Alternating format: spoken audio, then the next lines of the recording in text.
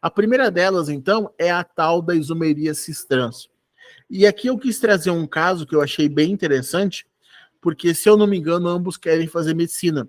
E lá na formação básica que vocês vão receber na graduação, uma das coisas que a gente vê, tanto em fisiologia quanto em biofísica, assim como em bioquímica, é como que funciona a forma como que os receptores do olho, como que eles percebem a luz.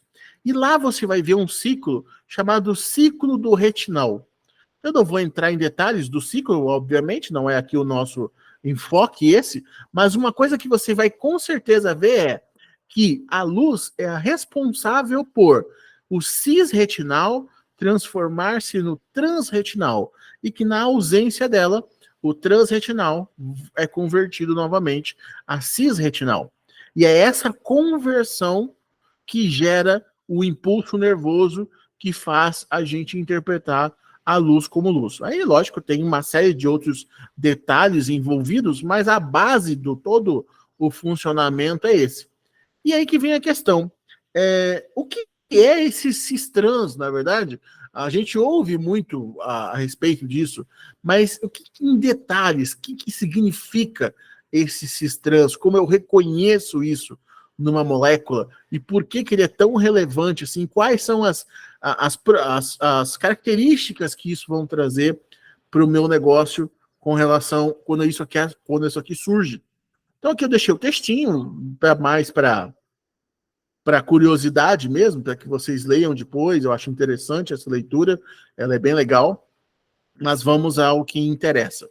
Então vamos lá, a gente partiu daqui, a definição de isômero, falamos dos isômeros constitucionais, que são, ao mesmo tempo, são os isômeros planos, e como o próprio nome diz, isomeria plana, ela não está preocupada com a visão 3D dessa molécula, ela está mais preocupada com essa molécula no plano, só que a partir de agora, nós estamos interessados em olhar para essa molécula e tentar vê-la 3D, tentar vê-la tridimensional. É essa tridimensionalidade que vai trazer características importantes para essa molécula. Então a gente entra dentro da estereoisomeria. Estéreo, o nome estéreo já é disso, é de espaço de tridimensional, isômeros que explorem essa característica. E o primeiro deles são os isômeros cis-trans, que também é importante a gente lembrar que aparece com outro nome de vez em quando, são chamados de isômeros geométricos. Por que é interessante a gente ter esses dois nomes na cabeça? Isomeria geométrica é um nome que continua tendo bastante uso ainda, só que principalmente o Enem, ele gosta de adotar os nomes mais diferentes, os nomes mais famosos. Então, se aparecer lá, o tal isômero cis-trans, não sei o que, você já sabe o que é, já está ligado. Mas também, se aparecer isômero geométrico, é exatamente a mesma coisa. Não estamos falando de outro cidadão. Então, agora nós estamos aqui, nesse ponto do nosso estudo. Estudar quem são esses isômeros cis-trans, por que eles recebem esse nome, como eu identifico quem que é quem na história aí, esse que é o nosso objetivo. Então, a isomeria geométrica ela é bem tranquila de se identificar. Primeira coisa que você vai bater o olho é, a minha molécula, ela é aberta ou fechada? Primeira coisa. Se for molécula aberta, vai ser uma forma que você vai analisar. Se for uma molécula fechada, vai ser uma outra forma que você vai analisar. Para a molécula aberta, é até mais simples que a molécula fechada. Primeira coisa que você vai ter que procurar, uma dupla ligação. Se a sua molécula não tem dupla, há enormes chances que a isomeria geométrica não exista. Então você meio que já consegue descartar a possibilidade da isomeria cis-trans. Se ela tem dupla, você já, beleza. Primeiro, check lá, foi. Dupla ligação. Segunda coisa que você vai olhar, você vai analisar cada carbono individualmente. Então vamos lá, primeiro carbono, o que você vai olhar? Quem são os ligantes desse carbono? Se os ligantes no mesmo carbono forem diferentes, a isomeria geométrica ou cis-trans existe. Mas o R1 é igual ao R4. o R2 é igual ao R3, não tem problema. A única regra aqui é o cara que está no mesmo carbono tem que ser diferente. Então, o ligante 1 e o ligante 2 são diferentes, o ligante 3 e o ligante 4 são diferentes. Fechou. Atendemos a nossa exigência. Uma vez que isso aqui aconteceu, maravilha. Ah, mas os 4 ligantes são diferentes. Também não tem problema. O único problema que a gente vai ter é quando eu tiver 2 ligantes iguais no mesmo carbono. Essa é a única exigência que a gente faz aqui. Não posso ter ligantes iguais no mesmo carbono. Se os 4 forem diferentes, também não tem problema. O problema é quando são 2 iguais no mesmo carbono. Aí dá ruim. Aí você já descarta a isomeria cis-trans. Tendo isso em mãos, agora sim a gente pode pensar no conceito de cis e trans. E aí eu trouxe um memezinho aqui que eu acho que ajuda a gravar, que você nunca vai esquecer. Esse meme eu acho maravilhoso, porque quando eu estou pensando em trans, eu estou pensando em lados transversos. Então veja, os iguais, observe que mesmo no meme foi respeitado, ó. O transformer de cima e o de baixo são diferentes, o transformer de cima e de baixo são diferentes. Aqueles no mesmo carbono são diferentes. Se eles estiverem em lados transversos, eles são trans. Se eles estiverem no mesmo lado, ou seja, se a gente pensar aqui em cima e embaixo, os caras que estão em cima são iguais, os caras que estão embaixo são iguais, então é o cis. Muito bom, né? Já quando eu tenho lados diferentes, é trans. Não tem como errar. O meme, você tem certeza que na hora da prova você vai lembrar do meme. Essa é a vantagem desse meme. Ele vai fazer grudar isso na sua cabeça de um jeito absurdo. Você não vai esquecer nunca mais. Então lembra, trans de transverso, de lados opostos. O que tem em cima é diferente do que tem embaixo. Beleza? Então gravem esse meme que ele vai fazer você lembrar na hora da prova. Então basicamente é isso. Isomeria cis-trans em molécula aberta é bater o olho, viu a dupla, fechou. Primeiro passo garantido. No mesmo carbono são diferentes? São, fechou. Beleza. Aí é olhar. Tá tudo, os iguais estão do mesmo lado? Cis. Os iguais estão em lados diferentes? Trans. Não tem mistério. É bem tranquilo. Dentre as diversas propriedades que a isomeria cis-trans pode trazer, eu separei uma que eu acho que ela é relevante, porque ela é um negócio que já foi questionado há alguns anos e que poucas pessoas, eu vejo poucos livros comentando a respeito, e que pode ser um diferencial na hora se você pegar para fazer a sua prova. É o seguinte, será que a isomeria cis-trans ela afeta ponto de fusão e ponto de ebulição, assim como a polaridade? Porque a gente pega, por exemplo, essa molécula aqui. Essa molécula que eu separei, ela é um hidrocarboneto. Tem só aí carbono e hidrogênio. No caso máximo ali é um alceno, por ter uma dupla, e fechou. Aquilo que a gente trabalha geralmente se é um hidrocarboneto, é apolar. Maravilha, ok, até concordo. Mas vamos olhar com um pouco mais de calma. Eu tenho esse CH3 desse lado, esse CH3 desse lado. Estão em lados transversos. Agora eu tenho o CH3 do mesmo lado. O que a gente tem aqui? A dupla ligação, ela vai fazer, ela tem um efeito de puxar os elétrons na direção dela. Não dá para eu explicar o porquê aqui, porque vou fugir um pouco da nossa discussão inicial, mas grave isso, a dupla, por ter aqueles elétrons ali que compõem a dupla ligação, ela meio que puxa os elétrons em direção a ela. Só que o que a gente tem? Ela vai puxar de quem mais? Daquele cara que tem mais átomos em volta. O hidrogênio, coitado, tem um elétron. Tem muito o que contribuir. Já o CH3 tem bem mais elétrons, tem muito mais do que contribuir. Então o que vai acontecer? No caso em que um CH3 não está de um lado e o outro está de outro, ambos vão puxar na mesma direção. Então se a gente pensar que existe um vetor ali que representa o sentido para onde esses elétrons estão sendo direcionados, os vetores, por estarem como se fossem em trajeto de colisão, eles se anulam. Já quando eu tenho os dois ou em cima ou embaixo, não tem como anular, eles se somam. Então o que vai acontecer? Quando eu estiver em trans, eu vou ter uma molécula mais apolar. Quando eu tiver em cis, eu vou ter uma molécula um pouquinho, assim, é uma diferença muito pequena mesmo, mas ela é levemente mais polar. Se essa primeira é mais apolar, a interação entre as moléculas é menos eficiente, porque não tem carga para uma atrair a outra. Então, o ponto de fusão vai ser um pouco mais baixo. Já a outra, por ter uma micropolaridade ali, lembrando que é bem pequena mesmo, mas é o suficiente para que a atração entre uma molécula e outra seja um pouquinho maior. Então, consequentemente, eu vou ter uma leve elevação no ponto de fusão, porque as moléculas tendem a ficar grudadas umas nas outras com um pouquinho mais de intensidade e, consequentemente, eu preciso de um pouco mais de energia para separar essas moléculas. Consequentemente, então, o ponto de fusão ele é uma coisinha a mais do que do outro. É algo muito pequeno, mas é relevante numa discussão de um exercício de algo desse tipo. Dependendo do tipo de prova que vocês forem fazer, essa é uma pergunta muito válida de ser feita. Não é nada de outro mundo. É algo pouco comentado, mas é totalmente possível de ser questionado. Então, por isso que eu trouxe, eu achei interessante essa discussão, a gente trazer aqui para trazer um ponto diferente que pode ser questionado. Outro que é muito, muito manjado de perguntar, porque está na mídia, o tempo todo as pessoas estão vendo no jornal, por aí, é sobre a bendita gordura trans. Isso também é importante.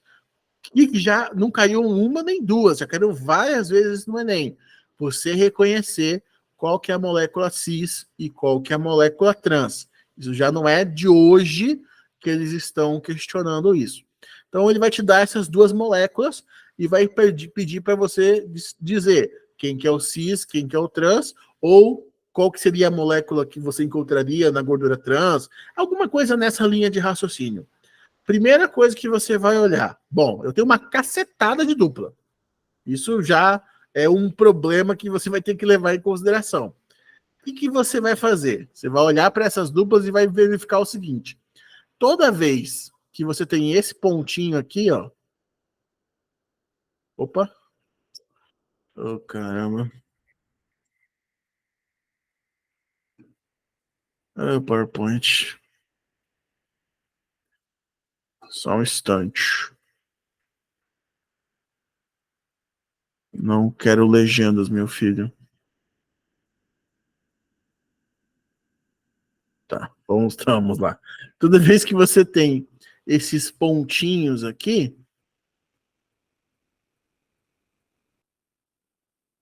pontinhos para cima, eles têm uma característica interessante que é o seguinte, ó.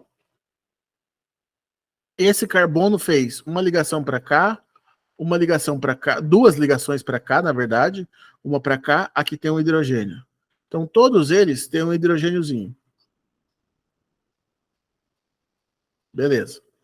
Para baixo aqui, duas para cá, uma para cá, outro hidrogênio aqui.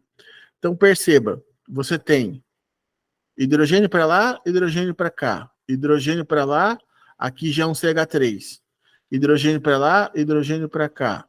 Hidrogênio para lá, para cá, é um outro CH3. E assim segue a vida. Aqui hidrogênio, aqui hidrogênio. O que eu recomendo você fazer? Já vai deixando esses hidrogênios em destaque para facilitar a sua análise quando você for fazer. Todas onde tem esse pontinho, eu tenho hidrogênio. Beleza. Perceba que nesta ponta de cá, eu tenho esse grupo funcional, e nessa ponta de cá, eu tenho esse grupo funcional. Então, o que a gente tem de interessante aqui? Neste ponto aqui, eu tenho CH3, eu tenho o hidrogênio para cá, aqui eu tenho tudo isso aqui como ligante, e para cá tem esse dupla aqui subindo, eu tenho todo esse troço para trás como ligante. Este ponto exato ele é o mais interessante que a gente tem para analisar de toda a molécula. Não que os demais não fossem interessantes, mas esse aqui é um dos mais interessantes de a gente analisar. Por quê? Ele cai naquela situação que eu cheguei a comentar lá atrás, em que a gente tem 4 ligantes diferentes. Eu tenho um ligante A, um ligante B, um ligante C e um ligante D. Perceba que a gente tem 4 caras diferentes ao redor da dupla. O que a gente tem, então, aqui nesse caso? A gente tem que, baseado na regra que eu acabei de passar para vocês, fica um pouquinho mais chato de a gente identificar quem que é quem na história, se é o cis ou o trans. Então vamos pegar a molécula toda e vamos resumir para facilitar enxergar o que eu quero que seja enxergado. Vamos fazer o seguinte, ó. Carbono, dupla carbono. Para cima desse daqui tem um CH3. Toda essa trambolho que está aqui para trás, eu vou chamar isso aqui de, de A, para facilitar para a gente. Melhor, eu coloquei errado. Oh, tristeza. Estou desenhando a molécula de lá. Para ser grande, eu me confundi. Para cá está um hidrogênio e para cá está o A. Agora sim, o hidrogênio daqui e o A, que é esse trambolho todo. Para esse cara aqui, tem um hidrogênio para cá e tem esse éster para cá, que eu vou chamar de B, para facilitar. Quando a gente desenha, tira toda aquela molécula gigante lá das laterais e chama de A, de B, ou de 1 e 2, a letra que você quiser dar, não importa. Olha como que facilitou a gente enxergar uma coisa interessante aqui. O que antes era um trambolho gigante e relativamente chatinho de enxergar, agora facilitou. Olha que os caras que a gente tem igual, olha que lado que eles estão. Eles estão de lados transversos. Eles estão cada um num canto. Enquanto que se eu fizer essa mesma análise nesse cidadão aqui, como a molécula deu uma girada, a gente vai ver que os hidrogênios vão vir parar aqui embaixo e o A e o B vão parar lá em cima. Por quê? Porque a molécula deu uma girada. Uma ligaçãozinha que estava aqui, ela girou e aí mudou a posição do grupo éster. Então o cara que estava aqui para baixo, foi lá para cima e o hidrogênio desceu. Então, ó, os hidrogênios agora estão do mesmo lado. Por isso, então, que a de cima é a gordura cis e a de baixo é a gordura trans. Se vocês analisarem essas outras duplas ligações aqui, você vai cair na mesma análise, só que é mais fácil de a gente visualizar nessa daqui, por isso que a gente destaca essa.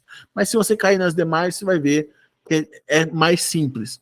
Só que na de cima, você vai sempre pegar essa em que ele joga a molécula para cima. Fica mais fácil de você visualizar. Então, já sabe, se cair a gordura trans, você olha o lado que tem o éster e vai caçando ali a dupla ligação que facilita você enxergar. Ele sempre vai dar uma e outra para você comparar. Aquela em que o éster foi jogado para cima é aquela que você vai analisar. As demais também vai dar, mas a mais fácil de analisar é essa dupla aí, que é a mais simples. É a que fica mais visível o cis e o trans. As demais também dá, mas essa aí é batata, essa aí é indiscutível. É muito mais simples de você analisar. Então você sempre faz assim. Quando o cara te entrega uma molécula gigante, como é o caso dessa daí, que parece que é um negócio absurdo de enxergar, como que eu vou lidar com todo esse trambolho? Você pega a partezona grandona, dá um nome que facilite você enxergar uma letra, um número, o que for, um desenho, uma estrelinha, um triângulo, não sei, inventa. E a outra parte gigante você faz o mesmo. E separa aquilo que facilite você enxergar o que você quer ver. Vai facilitar muito a sua análise. Então, por quê? Porque os vestibulares, o Enem, ele gosta de trabalhar com moléculas grandes. Ele quer ver a sua capacidade de lidar com moléculas mais complexas, até porque, pensando na sua profissão futura, você vai lidar com moléculas complexas, a gente pensando talvez no corpo humano ou uma área tecnológica. Então, ele já está querendo que você já tenha essa perspectiva de, eu consigo procurar, mesmo naquele mais complexo, uma característica que não é talvez assim tão simples de ver numa molécula mais complexa. Então, o caso da gordura trans é isso aí. Já sabe como é que funciona. E no caso, quando eu tenho um ciclo, como é que funciona no ciclo? O ciclo é o seguinte, novamente, você olhou para a molécula, não é uma molécula aberta, virou um ciclo agora, você descarta a dupla ligação. A dupla ligação já não é o nosso foco mais. Você vai olhar para o ciclo e você vai pensar na seguinte situação. Dependendo do jeito que o ciclo estiver desenhado, vão aparecer algumas situações como essa daqui. Vamos pegar esse hexano aqui. Esse ciclo hexano, na verdade. Ele pode estar desenhado assim, como ele pode estar desenhado em perspectiva, onde a parte que está para frente vai estar mais escura e a parte que está para trás vai estar mais clara. Aí, no caso, eles desenham de forma que ele fique meio que deitado. Então, você já sabe que para frente, para perto de você, é essa parte mais escura, a parte mais clarinha está lá para trás. Ou pode ser o desenho normal, igual está aqui. Ou ainda, ele pode trazer a seguinte forma de representação também. Ele pega e desenha assim. Opa, eu sou muito bom de desenho. E a outra assim. Esse todo desenhado, pintadinho, por todo pintado, ele está para frente. A gente chama de cunha cheia. E esse tracejado está para trás. Que a gente chama de cunha tracejada. Então, são 3 formas de representar a mesma coisa. Então, o que você vai olhar? Vamos pegar esse caso mais simples aqui. Você vai pegar aqui e vai passar um traço. Aqui é a parte de cima, aqui é a parte de baixo. Observe que os iguais estão ambos para cima, enquanto que os diferentes estão para baixo. Agora, os iguais, eles estão em lados transversos, um para cima e um para baixo. Nesse caso aqui, você vai passar uma linha aqui no meio, parte de cima, parte de baixo. Os iguais estão ambos para cima. Agora aqui, os iguais estão ambos em lados diferentes. Um está para cima, um está para baixo. Então, aquilo que eu falei para vocês anteriormente, ó. Ele desenhou mais forte aqui o preto, indicando que essa parte está para frente. Então, o que você vai fazer? Você vai pegar aqui, ó, passar uma reta. Para cima, para baixo. Ambos estão para cima, então esse aqui é o cis. Passou aqui, ó, para cima, para baixo. Os caras iguais estão em lados transversos. Portanto, esse é trans. Então, sempre é dessa forma que você analisa um ciclo. O Enem não costuma cobrar isomeria cis-trans em ciclo. Eu não lembro, pelo menos, de ter cobrado já. Pode até ser que tenha alguma prova que ele cobrou, mas eu não me recordo agora. Mas a isomeria em cadeia aberta é bem frequente, não é muito difícil de encontrar, não. É bem fácil de encontrar. Em ciclo, eu realmente não lembro de ter visto alguma prova em que ele cobrou isso. Mas, por garantia, a gente sempre comenta.